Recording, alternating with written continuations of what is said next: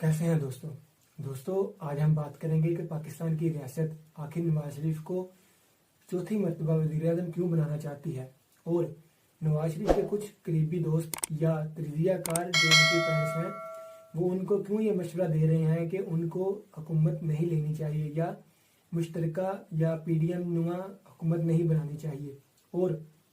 मैं आपको ये भी बताऊंगा कि आखिर नवाज शरीफ क्यों अगर रियासत ना भी चाहे तो और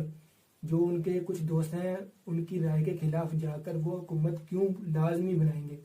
इस पर मजीद जानने से पहले अगर आपने अभी तक ये चैनल सब्सक्राइब नहीं किया तो अभी कर लें और बेल के आइकन पर क्लिक करना मत भूलिएगा। चलते हैं वीडियो की जानिब। दोस्तों, आप मेरी इस राय से इख्तलाफ कर सकते हैं, लेकिन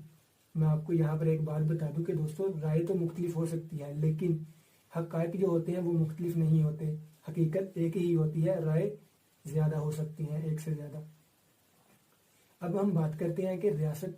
नवाज शरीफ को चौथी मरतबा वज़ीर-ए-आज़म क्यों बनाना चाहती है। तो दोस्तों 1998 में आपको याद होगा कारगिल जंग से कुछ देर कबल नवाज शरीफ की काविशों के साथ इंडिया के जो प्राइम मिनिस्टर थे वाजपेयी, वो बरास्ता रोड बस के अंदर बैठकर, जिसको बाद में दोस्ती बस का नाम भी दिया गया, जो अभी भी चल रही है, उसके अंदर बैठकर वो पाकिस्तान में आई। उससे पहले इंडिया जो था वो पाकिस्तान को एक रियासत के तौर पर या एक मुल्क के तौर पर तस्लीम नहीं करता था, लेकिन जब वो पाकिस्तान में आए तो उन्होंने यादगार पर खड़े होकर, ठीक है, उन्होंने बाकायदा ये ऐलान किया कि हम पाकिस्तान को बतौर एक रियासत तस्लीम करते हैं और हम मसला कश्मीर को बैठकर अक़वाम मुत्तहिदा की करारदादों के मुताबिक या आपस में आपसी बातचीत के जरिए इस मसले का हल निकाल लेंगे। ठीक है, उसके तकरीबन कुछ अर्सा बाद मुशर्रफ साहब को कुछ सूझा या क्या उनके दिल में आया तो उन्होंने कारगिल कर दिया, तो कारगिल की जंग छिड़ गई, तो मसला कश्मीर जो था वो बंद दरवाजों के पीछे चला गया। ठीक है, जिसकी बिना पर बाद में मुशर्रफ साहब ने कू कर दिया और नवाज शरीफ साहब को घर भेज दिया। उसके बाद तकरीबन 3-4 साल बाद ही मुशर्रफ साहब जो थे वो नवाज शरीफ के बयानी पर चले और जिस तरह नवाज शरीफ ने बैठकर मसला कश्मीर का हल निकालने की कोशिश की, तो बाकायदा मुशर्रफ साहब जो थे वो इंडिया आगरा गए। बाद में वहाँ पर बंद कमरों में डीलें भी हुई मसला कश्मीर को लेकर के किस तरह कश्मीर का हल निकाला जाएगा। लेकिन उसके बाद क्या हुआ कि 2008 में जब इलेक्शन हुए, उसके बाद 2013 में जब इलेक्शन हुए तो नवाज शरीफ फिर वज़ीर-ए-आज़म बन गए। ये तीसरी मरतबा नवाज शरीफ जो थे वज़ीर-ए-आज़म बने थे। तब भी क्या हुआ कि कुछ ही देर कबल या बाद में उनकी जब वो हुकूमत गिराई गई या उनको नाअहल किया गया, मैं उससे पहले की बात कर रहा हूँ। अगर हम उनकी हुकूमत बनने के बाद की बात करें तो तकरीबन 1 साल बाद ही जो इमरान खान थे वो धरना लेकर चले गए थे, जो कि नून लीग के बयानी के मुताबिक इस्टेब्लिशमेंट की सपोर्ट के साथ था, लेकिन हम इस पर अभी बात नहीं करते। बाद में अगर थोड़ा सा आगे आए तो डॉन लिस्ट हो जाता है। डॉन लिस्ट आखिर क्या था आपको भी पता होगा, अगर नहीं पता तो मैं आपको सादा सा समझा देता हूँ कि दूसरी जो ममालिक हैं, ठीक है, जैसा कि आप लगा सकते हैं जो हमें ग्रे लिस्ट में भी डाल देते हैं, यूरोपीय यूनियन लगा लें आप, उन्होंने ये कहा था पाकिस्तान की गवर्नमेंट से कि वो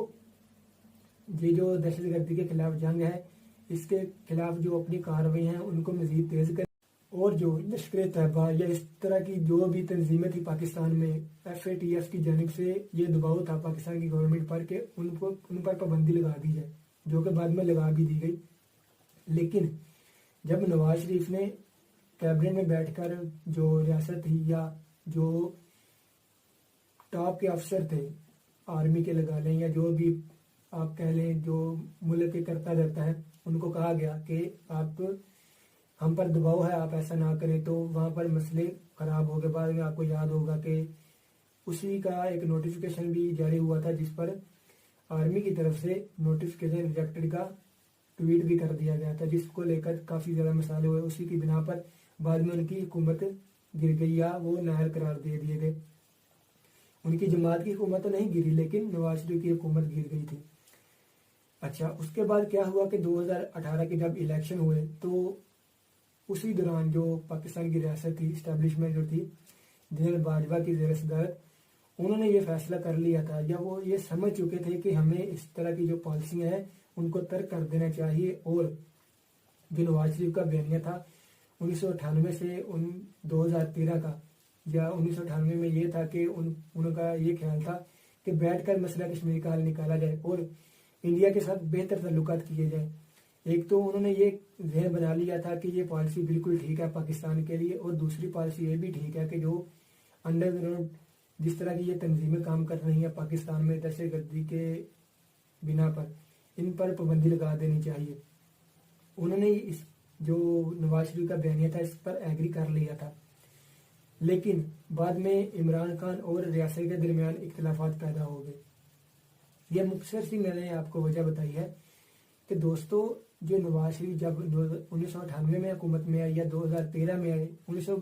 جب وہ 90 کی دہائی میں آئے تھے، میں اس کی بات نہیں ابھی کر رہا کیونکہ تب اس طرح کی پالیسیاں نہیں تھیں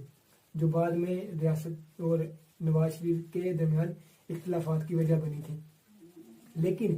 جو بھی پالیسیاں دونوں حکومتوں کے درمیان نواز شریف اور ریاست کے درمیان اختلافات کا باعث بنی تھی، بعد میں ریاست نے یہ ایگری کیا کہ نواز شریف کی پالیسیاں بالکل ٹھیک تھیں۔ دوستو، آپ کو یہاں پر بلا شبہ یہ ماننا چاہیے کہ اس ریجن سے مثال کے طور پر چائنا،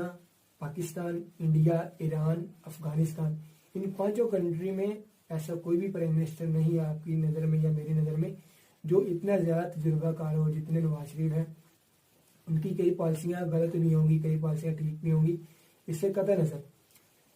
اگر ہم اسٹیبلشمنٹ یا ریاست کے بیانی کی جانب سے اگر ہم نواز شریف کو دیکھیں تو ان کی یہ اب ضرورت ہے، یا وہ اب چاہتے ہیں کہ نواز شریف چوتھی مرتبہ وزیر اعظم بنے، اور جو ان کی پالیسیاں تھیں یا جو وہ کہتے ہیں کہ ہمیں انڈیا یا جو بھی نیبر کنٹری ہیں یا ہمسایہ کنٹری ہیں ان کے ساتھ جو مسائل ہیں اپنے حل کرنے چاہیے بیٹھ کر میز پر، اور ان کے ساتھ اچھے تعلقات کرنے چاہیے، انڈیا کے ساتھ تجارت اوپن ہونی چاہیے۔ اور دوستو، ریاست یہ بھی مانتی ہے کہ نواز شریف کے ساتھ زیادتیاں ہوئی ہیں ماضی میں، اس لیے وہ اس کا ایک حساب سے سمجھ لیں آپ کہ کفارہ ادا کر رہے ہیں، یا اسی طرح ان کے کیسز جو ہیں وہ معاف کر دیے گئے۔ عدالتوں نے بھی یہ مانا کہ ان کے ساتھ زیادتی کی گئی تھی، ان پر ناجائز کیسز جو تھے وہ لگائے گئے تھے، یا ان پر کیسز جو تھے وہ ناجائز بنے تھے، ان پر ایک ایک کیس جو تھا وہ ایک ایک کر کے اٹھا لیا گیا یا ختم کر دیا گیا یا ختم ہو گیا۔ دوستو، اب ہم بات کرتے ہیں کہ نواز شریف کے قریبی ساتھی یا جو تجزیہ کار ہیں وہ ان کو کیوں مشورہ یہ دے رہے ہیں کہ ان کو یہ حکومت نہیں لینی چاہیے یا پی ڈی ایم کے طرز کی حکومت نہیں بنانی چاہیے۔ تو دوستو، بلا شبہ جو تجزیہ کار ہیں یا جو ان کے قریبی دوست ہیں وہ ان کو یہ مشورہ اس لیے دے رہے ہیں کیونکہ انہوں نے دیکھ لیا ہے کہ 2 سال میں یا پونے 2 سال کی جو حکومت کی گئی پی ڈی ایم کی، اس کے دوران نواز شریف یا ان کی پارٹی کے ساتھ کیا ہوا، یا ان کے بیانیہ جو تھا ووٹ کو عزت کا وہ کیسے دفن ہوا۔ ان کو پتہ ہے جو ان کو مشورہ دے رہے ہیں وہ اپنی جگہ ٹھیک ہوں گے کہ وہ یہ مشورہ دے رہے ہیں نواز شریف کو کہ ان کو حکومت نہیں بنانی چاہیے۔ اس کی وجہ یہ ہے کہ وہ یہ چاہتے ہیں کہ اگر نواز شریف حکومت نہ بنائے، ان کے مخالف جو بھی کوئی حکومت بنا لے یا نواز شریف ان کو سپورٹ کر دیں لیکن وزارتوں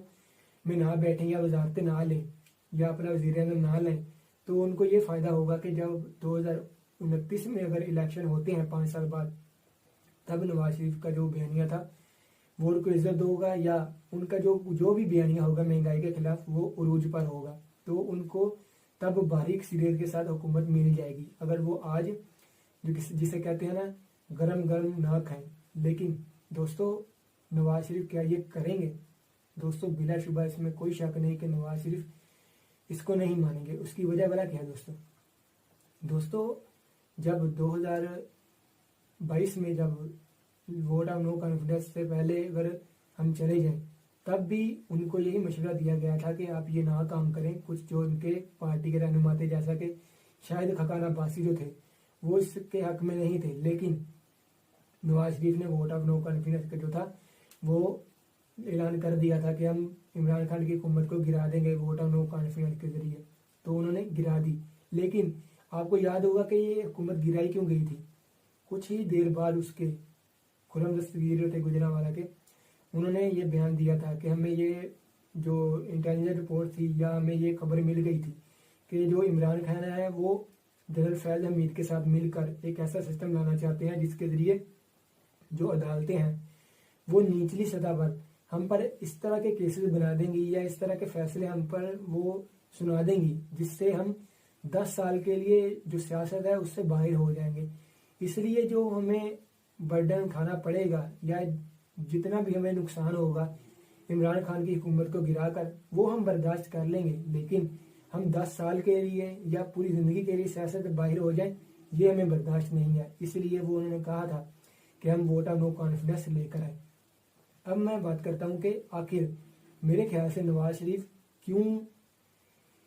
جو ریاست ہے، اگر ریاست نہ بھی چاہے کہ وہ وزیر اعظم بنے، وہ کیوں زور لگائیں گے وزیر اعظم بننے کے لیے، وہ کیوں زور لگائیں گے حکومت بنانے کے لیے، اور وہ کیوں اپنے جو قریبی دوست ہیں ان کی رائے کے خلاف جا کر حکومت کیوں بنائیں گے۔ دوستو، اب یہ ایک بات ذہن میں رکھ لیں کہ طاقت جو ہے نا، یہ ایسا نشہ ہے یا یہ ایسی چیز ہے جو پیسہ، پاور، یا جو بھی آپ لگا لیں، دونوں اس میں شامل ہوتی ہیں طاقت کے اندر ہی۔ یہ ایسی چیز ہے کہ یہ ہر چیز سے یا ہر عزیز یا ہر رشتہ دار سے یا ہر قسم کی جو قریبی چیز ہوتی ہے نا اس سے بڑھ کر ہوتے ہیں۔ اس کی وجہ کیا ہے دوستو؟ آپ سلطنت عثمانیہ کو دیکھ لیں، ٹھیک ہے؟ عثمانیوں نے اپنے بھائیوں تک کو قتل کر دیا۔ آپ مغلوں کو دیکھ لیں، مغل بادشاہ جو تھے انہوں نے اپنے باپ جو تھے ان کو مروا دیا، یا انہوں نے اپنے بچوں کو قتل کروا دیا۔ دوستو، اس طرح کی مثالیں بھری پڑی ہیں پوری دنیا میں ماضی میں کہ طاقت کا ایسا نشہ ہے یا جو پاور ہے اس کا نشہ ایسا ہے کہ لوگوں نے اپنے بھائی بہنوں، اپنے والدین یا اپنے بچوں تک کو قتل کروا دیا صرف پاور کے چکر میں یا پاور لینے کے چکر میں۔ یہ جو تھی ایک وجہ۔ دوسری وجہ دوستو یہ ہے کہ نواز شریف جو ہے وہ حکومت اس لیے بنانا چاہیں گے کیونکہ ان کو پتہ ہے کہ اگر وہ حکومت بنا لیتے ہیں تو ان کو جو بھی نقصان ہوا ہے سیاسی طور پر وہ کچھ حد تک اس کو دور کر لیں گے، یا کچھ حد تک وہ اپنا بیانیہ واپس لے آئیں گے ووٹ کو عزت دو کا۔ تو دوستو، یہ بھی ایک بڑی وجہ ہے ان کی حکومت بنانے کی کہ ان کو جب 2021-22 میں یہ پتہ چلا کہ عمران خان یہ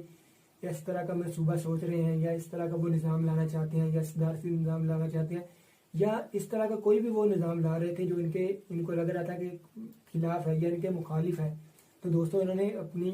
سیاست کا یا سیاسی جو بھی ان کی پولیٹکس ہے اس کی کوئی بھی پرواہ نہیں کی تھی۔ تو دوستو، اس لیے یہ نہیں چاہیں گے کہ